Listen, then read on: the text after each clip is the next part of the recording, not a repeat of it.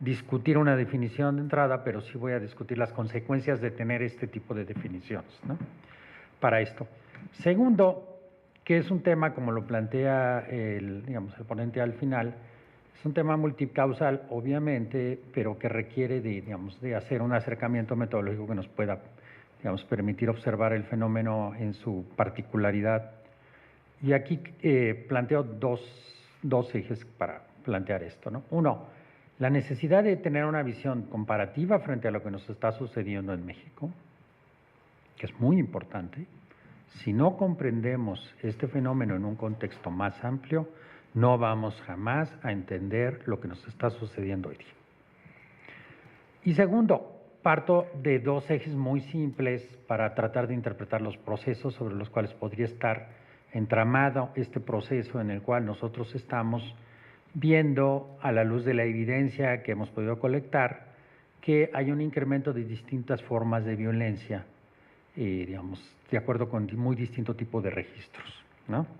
Y creo que hay dos procesos importantes de entender, no solo en la región de México, sino en el contexto, no solo en Norteamérica, sino en el contexto de las sociedades en las que nos encontramos, que son dos procesos importantes y derivado de esto un tema de orden político central. El primero es un proceso de transformación económica muy drástico que ha vivido la economía mundial en las últimas décadas, en la cual hay una enorme transformación y una enorme creación de riqueza, pero también hay una enorme destrucción de riqueza, ¿no? Muy al sentido muy clásico, si ustedes quieren verlo, el capitalismo contemporáneo es un capitalismo que tiene un dinamismo cada vez más intenso en el que los procesos de destrucción han producido transformaciones muy importantes. Y por dar dos ejemplos muy simples, en el proceso en este periodo que está marcando el colega, ha habido dos ciclos económicos muy importantes en la economía mundial y en las que México ha pasado por una manera muy difícil, ¿no? Y este proceso de transformación de la economía ha tenido ya muchas consecuencias también de carácter destructivo y también de carácter creativo, por el otro lado, en nuestras sociedades y en la economía mexicana particularmente. Por ponerles un simple ejemplo que ustedes conocen mucho mejor que yo, es este proceso de transformación tan peculiar que estamos viviendo hoy día con la llamada privatización de la industria, nada más la petrolera, en la que lo que podemos ver como consecuencias en escenarios concretos socioeconómicos, espaciales, es un desmantelamiento de un viejo aparato productivo que se va construyendo como producto de arreglos políticos muy complejos en los años 30 y que hoy día estamos viendo cómo se está transformando de manera tal que el desmantelamiento de la industria petrolera en el Golfo, por ejemplo, ha llevado a transformaciones económicas de la industria, del sector, de los servicios, por supuesto del empleo y de la economía regional. Y en ese mismo escenario, a la vez también podemos ver la emergencia de otra serie de procesos sociales y de estos fenómenos tan particulares de violencia que no se concentran nada más ahí, pero que tienen escenarios muy claros en términos precisamente de organizaciones criminales que se dedican a una serie de actividades ilícitas alrededor de la economía petrolera y que están cambiando y que entonces extienden sus actividades a otro tipo de aspectos como, pues ya no solo es el robo de combustible, que esto no es un tema nuevo. En los años 60, un estudio de Pemex habló y se hizo un estudio entre el gasoducto y uno de los oleoductos que tenían hacia Monterrey y encontraban una sistemática perforación a lo largo de la vía que estaba construida. Posteriormente se hicieron otros trabajos hace 12, 15 años y esto ya era una cosa, vamos a decir, muy clara y hasta endémica, ¿no? Es decir, son procesos que tienen lugar en mucho más larga duración y que también van produciendo consecuencias que parecen ser muy coyunturales, algunas y otras son de un orden más profundo. Acompañado de esto, estamos viviendo un proceso de transformación social muy importante, que no solo es la transformación del empleo, no es esta simple modalidad del empleo precario, es un problema serio de desempleo estructural y de transformación de la economía. Y esto también está generando consecuencias sociales muy importantes para las oportunidades de vida económica de todas las poblaciones, ¿no? Y podemos volver al ejemplo, por ejemplo, otra vez del Golfo, como un escenario muy particular en el que pues, se ven estos escenarios de transformación y también de destrucción de viejos modalidades y formas de vida, como también de pactos sociales, ¿no? Y además, por el otro lado, había formas de violencia que estaban muy sostenidas sobre estos dos entramados y otras formas que están emergiendo, tanto de carácter individual como de carácter colectivo. Entonces, digamos, es como para poner un marco y decir, bueno, están ocurriendo una serie de procesos muy importantes en este país y en la región, y la violencia es una de las expresiones tal vez más cruentas de este fenómeno, ¿no? Obviamente hay una preocupación central hoy día frente al horror, frente al terror y frente a esta, digamos, ola de violencia tan inusitada y que, digamos, que es muy difícil realmente captar y entender hoy día en su totalidad, pasando precisamente al segundo tema, que es porque la manera en que la estamos observando y la estamos tratando de capturar y de medir, nos enfrenta a formas viejas de capturar este tipo de información, como a una transformación sistemática de los sistemas de información pública y privada para captar esto. Y digamos, la consecuencia más obvia es que el órgano central mexicano para captar esto ha perdido capacidad y ha perdido calidad en los registros. Es un problema de calidad del registro, pero también es un problema del cambio en la manera de medirlo. Todos conocemos los cambios en muchas de las maneras de registrar pues, el empleo, pero vean ustedes lo que ha sucedido con el cambio en la manera de registrar el homicidio. Ha habido, digamos, cambios sustantivos en la manera de registrarlo, de medirlo y de publicarlo. Ya no se está utilizando la clasificación internacional de enfermedades hoy día, cambiaron las definiciones. Y entonces es muy difícil construir una serie de tiempo, así como también comparar cifras al interior del país, como comparar cifras con otros países que sí están utilizando estas características. Por ponerles además un ejemplo todavía más, o dos puntos muy drásticos. La manera en que se están registrando los homicidios en México en el trabajo que hemos hecho, hemos encontrado que alrededor del 12% de los registros no están insuficientemente, digamos, desarrollados. En muchos casos no se conoce el medio o el arma que se utilizó para cometer un homicidio, por ejemplo. En segundo lugar, hay un problema para determinar el lugar y el domicilio de la persona, y en tercer lugar, hasta problemas de sexo y finalmente problemas de causa. Se imputa una causa de homicidio, pero no se sabe cuál es. Entonces, vean la estadística, ya tenemos un problema serio que ha ido creciendo, vamos a decirlo así, de 2010 hacia acá, es muy claro todo ese problema, hasta 2014 hoy día, en la cual definitivamente yo pienso que, por lo menos en el sector público, hay una política muy clara de decir, hay que, digamos, o sea, entre más confuso sea el dato, mejor, ¿no?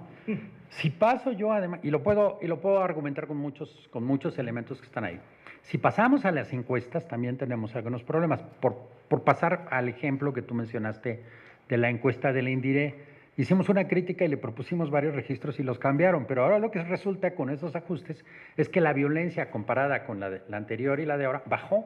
Así es. Y hay paradojas. Mientras tú estás observando una enorme cantidad de registros que ascienden, la indirecta está diciendo que hay registros a la baja de todas las formas de violencia que fueron reportadas por las mujeres entrevistadas hace 10 años. Entonces, hay que entender qué está pasando, ¿no? La INVIPE, por el otro lado, como la otra gran encuesta nacional que nos puede servir para eso, sí es notorio el incremento sistemático de victimizaciones, ¿no? Entonces, ahí tenemos fenómenos digamos, que hay que ver cómo los clasificamos y los interpretamos para tratar de entender este primer aspecto, pero sí, ahí también habría que mencionar un aspecto que es central, es decir, ¿por dónde empezar? Obviamente uno dice, bueno, el homicidio es tal vez el delito más cruento, el que menos subregistros tiene, lo cual ya sabemos que, por lo menos a la luz de lo que tú dijiste y lo que hemos estado trabajando, es obvio que tenemos un serio problema con un subregistro muy alto de la tasa de homicidio, bueno, de los casos y las tasas, inclusive, hay problemas de las hipótesis de población que se están utilizando para medir las tasas, en fin, hay otra serie de temas ya más técnicos. Pero bueno, y luego entonces, pues, ¿cómo hacer una clasificación que sea lo más completa para tratar de entender este fenómeno sin privilegiar específicamente a alguno de ellos, o privilegiando de manera tal que nos permita ajustar a un modelo pues que pudiera medir este problema, ¿no? Al final tú mencionas una clasificación. Yo lo que haría también es ver no solo el tema de la clasificación, yo insisto mucho en esto, aunque muchos de mis colegas me dicen que es una manera ya muy antigua y hasta tal vez errónea. Hay registros que hay que hacer individuales y hay otros registros que hay que hacer colectivos o por hogar o por familia o por grupos o por comunidades, porque si no, no entendemos a partir de esto cómo se dan estos procesos en contextos sociales específicos. Y por supuesto este tema de casa, familia o hogar, barrio, comunidad, escuela, trabajo, etcétera, es los distintos espacios hasta llegar al espacio público que es central. Y el espacio público debe ser, digamos, entendido de una manera también muy especial. Bueno, luego de ahí ya planteas una serie de hipótesis. Voy a tratar de irme más rápido con esto. La primera gran idea es más que nada, bueno, no voy a discutir ahorita si crimen organizado vale la pena o no. Yo siempre he dicho que no podemos privilegiar a partir nada más de crimen organizado. El homicidio sí tiene un componente muy fuerte hoy día en México de crimen organizado, pero las tasas y el comportamiento y la evolución histórica no lo tienen. Entonces, hay un fenómeno que es el homicidio en este país que hay que comprender. Y está cambiando, se está transformando y las tasas hoy son muy altas, pero en el 91 eran muy altas también. Entonces tenemos ciclos a la alta y a la baja históricos que hay que tratar de entender. Si nos vamos a una comparación internacional, estamos todavía en una situación de excepción. Tanto nuestras tasas son, digamos, son el doble de la regional, que es alrededor del 12, pero si nos vamos a los países con características similares, como Brasil o como Colombia, estamos muy abajo, ¿no? Entonces, ¿por qué no estamos tan arriba como podría estar Brasil, con una sociedad con mucho más capacidad institucional y con procesos sociales urbanos relativamente similares? ¿Y por qué no estamos como Colombia, que además, por cierto, en Colombia, como se permite medir el homicidio legal, entonces puedes hacer un corte muy claro del efecto de la violencia estatal sobre este fenómeno, que hoy día no lo podemos hacer en México todavía, a pesar de los ensayos que se han desarrollado. Pero bueno, entrando más entonces a la idea de desestructuración, que me parece una buena idea para comenzar, no me iría nada más a la crisis de la estatalidad, también hay un fenómeno de transformación social destructivo y hay que entenderlo, porque si no, no vamos a entender las dinámicas de las relaciones en el hogar, no vamos a entender las dinámicas de las relaciones en la escuela, en el trabajo. O sea, hay transformaciones importantes en las cuales la visibilidad y la conciencia alrededor de la violencia sí han cambiado mucho en los últimos 10 o 12 años. Pero hace 20 años, que empecé yo a hacer un trabajo sobre la Ciudad de México, no eran temas estos aspectos, ¿no? Inclusive la violencia, había una naturalización muy clara de la violencia y además se entendía como proceso, digamos, que no era, digamos, que tenía una suerte de inevitabilidad, perdón. Y que tiene mucho que ver con la manera en que hemos estado viviendo este proceso, haciéndolo, digamos, más claro, más consciente y construyendo este proceso, que en ese sentido hay una concepción nueva del fenómeno y del problema de la violencia. Entonces aquí yo, en el tema de desestructuración, digamos, yo lo podría claramente dividir entre todo lo que son los procesos sociales, y aquí hay muchas teorías que nos pueden acompañar en esto, desde la de privación relativa a la teoría de las oportunidades, porque también se cometen crímenes por oportunidad y por ambición. Yo creo que el gran problema en crimen organizado es entender que hay un móvil económico y una ambición que genera el interés por la organización a escala de una actividad criminal. No lo podemos entender por otra vía. No es simplemente alienación social, no es de privación relativa. Hay un fenómeno que se está transformando y que tiene mucho que ver también con la estructura de oportunidades en las que se está cometiendo este crimen, que a su vez el otro problema de fondo es ahí sí, en términos de estructuración del Estado, es la impunidad, que no es nueva. Digo, la impunidad era de 97% hace 20 años, es de 99% hoy. Entonces eso no ha cambiado, y a pesar de todas las transformaciones que hemos tenido. Y bueno, y algunas otras cuestiones que podrían estar asociadas con transformaciones profundas en la estructura de la sociedad. El suicidio tiene mucho que ver con una transformación de la sociedad, una transformación de la conciencia adolescente y también de otros grupos sociales como los grupos indígenas y los grupos de la tercera edad, que son los más afectados por el suicidio. Pero la tasa de suicidios en este país se ha duplicado en menos de 10 años, o sea, como tasa, a pesar de que no tiene esa espectacularidad. Entonces es un fenómeno social que hay que comprender, ¿no? Bueno, y entrando a la otra hipótesis, que es la de la capacidad institucional del Estado, que algunos llaman crisis de estatalidad, ¿no? Creo que aquí hay una paradoja muy especial en este país y en nuestra región. Sí es cierto que el Estado parece ser omiso o estar coludido, ¿no? Entonces, ¿qué pasa en Ayotzinapa? Fue el Estado. ¿Qué pasa en Tlatlaya? Fue el Estado, ¿no? ¿Qué pasa no sé, qué pasa cuando hay un exceso de violencia policial, o no solo policial, sino de las fuerzas coercitivas del Estado, llámense Armada, Ejército y otras mezclas ahí que ustedes pueden ver entre policías públicas federales, estatales, municipales? Pues siempre se le echa la culpa al exceso de la fuerza, ¿no? ¿Por qué? Porque el problema no es nada más por el efecto, sino la capacidad y la legitimidad que pueda tener este acto, ¿no? Si uno lo ve en otros países, este debate no existe en muchos de los países. La letalidad policial tiene una dimensión muy diferente en Brasil y en Argentina, que en México tiene, digamos, entra mucho por el problema de los derechos humanos, pero no por la capacidad institucional, ¿no?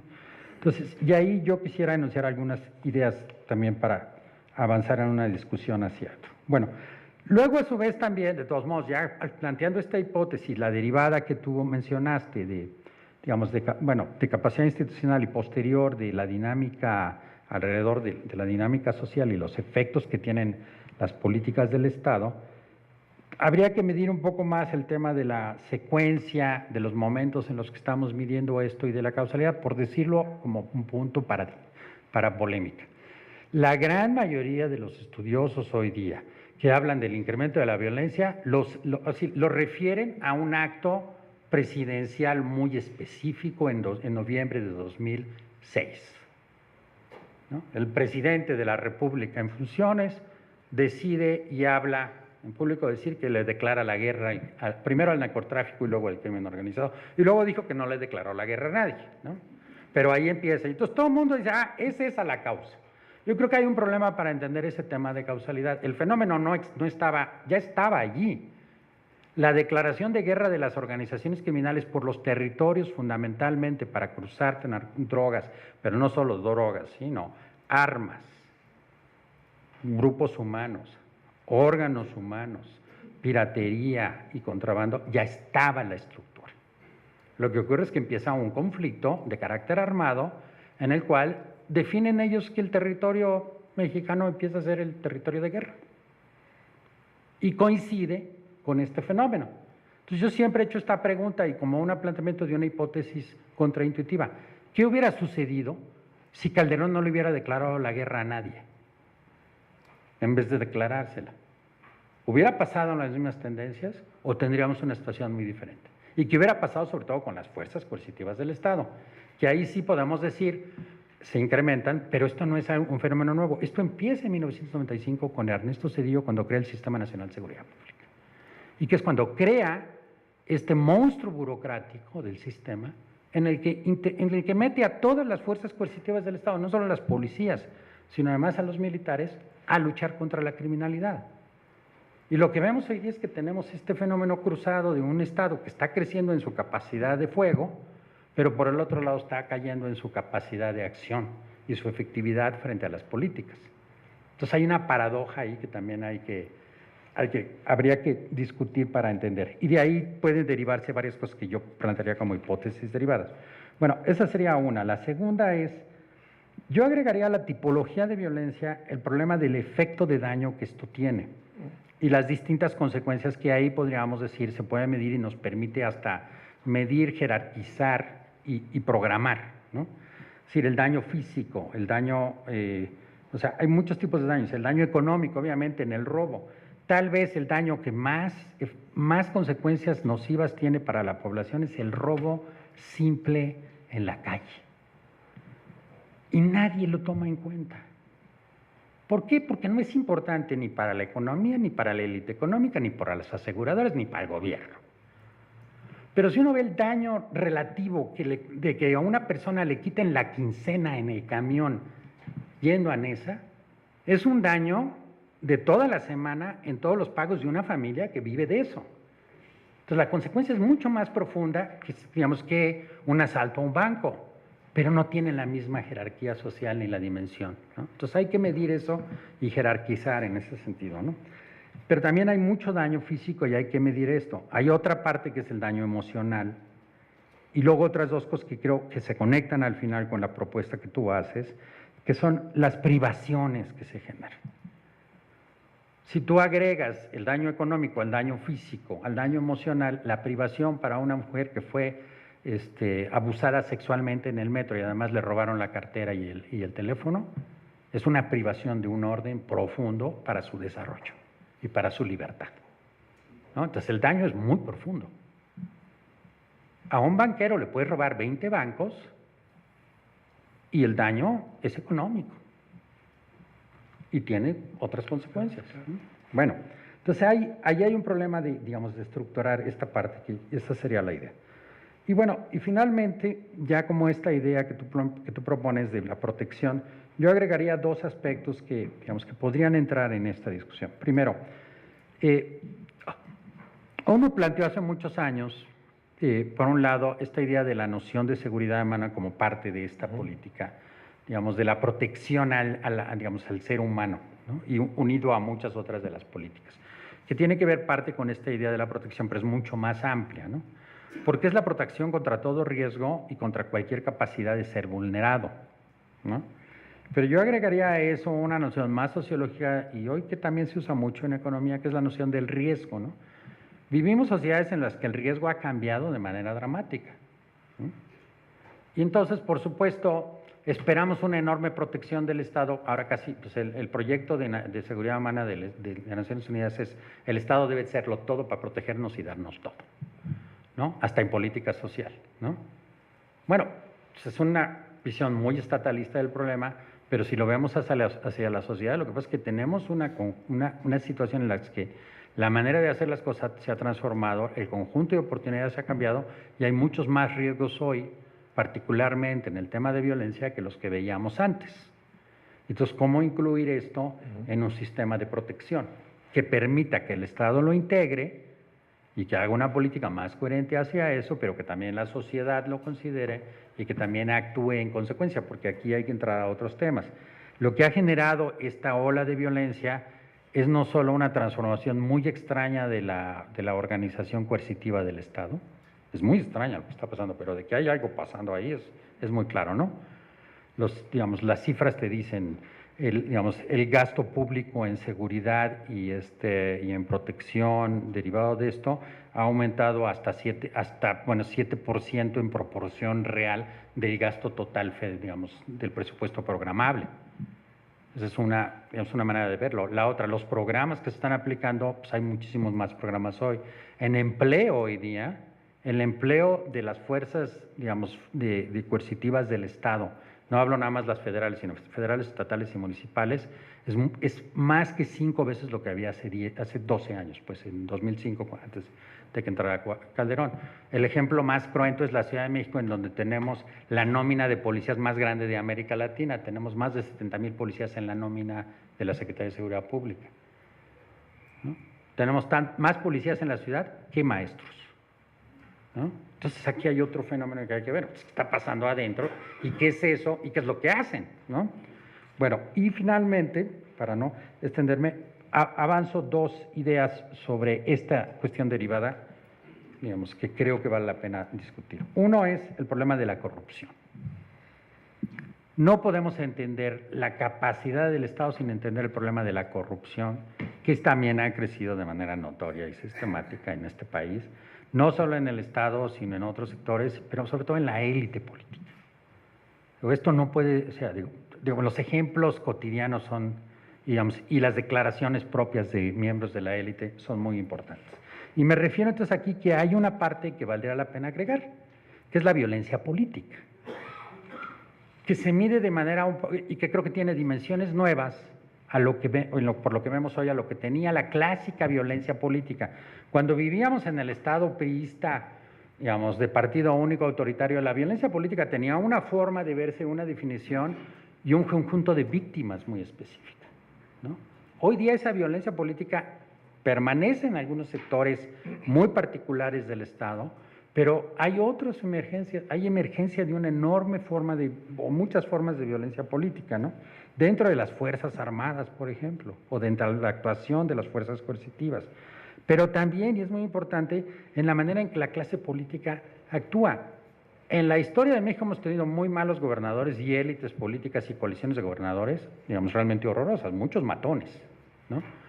Pero no habíamos tenido en una época tan particular, entre 2002, 2005, tal vez en la transición 2000, lo que yo podría definir a la luz de la literatura o del jargon así más típico de los que hacen organizaciones criminales, de que es un cártel de políticos criminales. Y esto produce un profundo daño a las instituciones, a la economía y a la sociedad. Lo que ha pasado, digamos, lo podemos ver estado por estado además en este país, que es impresionante. Pero lo que ha pasado en Coahuila, lo que pasó en Monterrey, lo que sigue pasando en Tamaulipas, sigue pasando en Veracruz, sigue pasando en Campeche, ha pasado en Chiapas. La manera en que se ha gobernado estos países, el daño que se ha producido al sector público, al sector social, a la democracia y a las libertades, es profundo. Y yo creo que esto también tiene que estar asociado como una variable que explica, digamos, si no totalmente, parcialmente, todos estos fenómenos nuevos de violencia, ¿no? Y de ahí podemos ir a otra serie de problemas, hacia las transformaciones urbanas, en fin, y otros temas que estarían ahí. Pero yo terminaría aquí para abrir una discusión. Muchas gracias. Bien, muchas gracias.